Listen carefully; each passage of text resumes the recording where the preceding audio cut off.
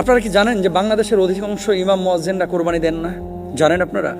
অনেকে হয়তো জানেন না। বাংলাদেশের অধিকাংশ ইমাম মুয়াজ্জিনরা কোরবানি দেন না। কিন্তু কেন দেন না? ঢাকার ইমাম মুয়াজ্জিনদেরকে আপনারা দেখে পুরো বাংলাদেশের চিত্র একরকম মনে করবেন না। এই যে কোরবানির ওয়াজ হুজুররা করে, আপনাদেরকে সচেতন করে, মুয়াজ্জিন সাহেবরা আপনাদেরকে সচেতন করে, কিন্তু কোরবানি কেন দিচ্ছে না? একটাবার কল্পনা করেছেন? পরশুদিন আমার একটা প্রোগ্রাম ছিল পরিবর্তন ফাউন্ডেশনের বগুড়ায়। 400-450 আলেম এসেছিলেন। মনোহর ভাই আয়োজন করেছিলেন।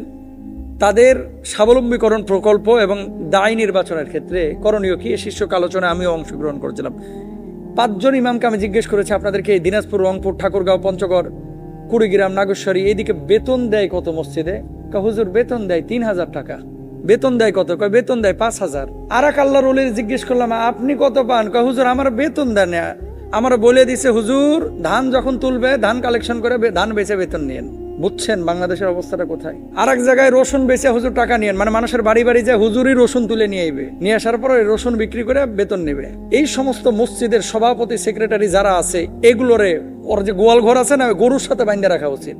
আপনি ভাই মসজিদ কমিটি বা মসজিদ চালাইতে পারেন না, আপনি মসজিদের কমিটি হন কেন? একটা মসজিদের ইমামের বেতন 3000 টাকা আপনি নির্ধারণ করেছেন। আপনি নিজে কল্পনা করেন তো আপনার পরিবারটা চালাইতে কত টাকা লাগে। তো আপনি যদি ইমামের দুঃখটা না বুঝেন, আপনি যদি খতিবের দুঃখ না বুঝেন, মুয়াজ্জিনের দুঃখ না বুঝেন, আপনি কমিটি হওয়ার উপযুক্ত না। যে মানুষটা বেতন পায় 3000, বাংলাদেশের অধিকাংশ ইমামদের বেতন, ঢাকা শহরেই তো 10 থেকে 15,000 টাকা, খতিবদের বেতন 20,000, 25,000। সবচাইতে ভালো মসজিদ যেগুলো, এগুলোর বেতন হচ্ছে 25,000 মধ্যে। এরা হয়তো বা টাইনা টুইনা ছাগল টাগল কোরবানি দেয়, কিন্তু গ্রামগঞ্জে যে হুজুররা আছে কোরবানি দিব কি?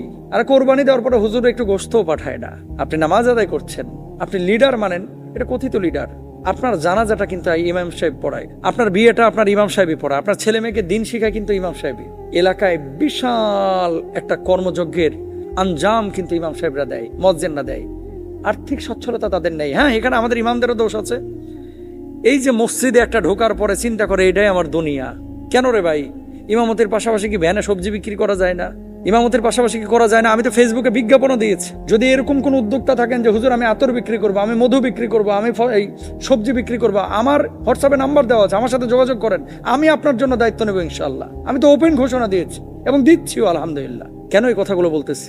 আর্থিকভাবে যদি আপনি ন্যূনতম সচ্ছলতা না থাকে, আপনি দাওয়াতি কাজ করতে পারবেন না। মানুষ আপনাকে বেল দিবে না ভাই, পাত্তা দিবে না। এবং আপনি যখন কথা বলবেন, হুজুররা এগুলা বলে, এরকম একটা ভাব। আর বদমাশ চুরি করে, ডাকাতি করে, সুদ খায়া, ঘুষ খায়া মোটা মোটা বান্ডেল কামাইছে, সে আপনার উপরে খবরদারি করবে। যে কথা বলতে চাচ্ছি ভাই, 10-15 হাজার টাকা দিয়েও ছোট ছোট এখন ব্যবসা করা যায়। ফোন ফ্ল্যাক্সের একটা দোকান দেওয়া যায়, ছোট্ট একটা টুল নিয়ে। সবজির একটা ভ্যান নেওয়া যায়। ছোট থেকেই শুরু করেন না, অনেক মানুষ তো করছে, আপনি কেন পারছেন না? প্রত্যেকটা মসজিদের ইমাম সাহেবের উচিত উদ্যোক্তা হওয়া, চেষ্টা করা, ব্যবসা বাণিজ্য করা। শুধু মসজিদ মাদ্রাসা নিয়ে পড়ে থাকবেন না। কারণ মুহতামিম সাহেবের 4 তলা বাড়ি হয়ে গেছে, সভাপতি সাহেবের 4 তলা বাড়ি হয়েছে।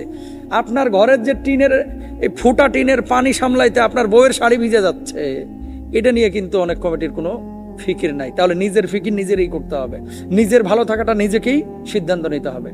কোরবানি আসছে, একটু ইমাম মুয়াজ্জিনদের দিকে খেয়াল রাখেন। আল্লাহ বুঝদান করুক।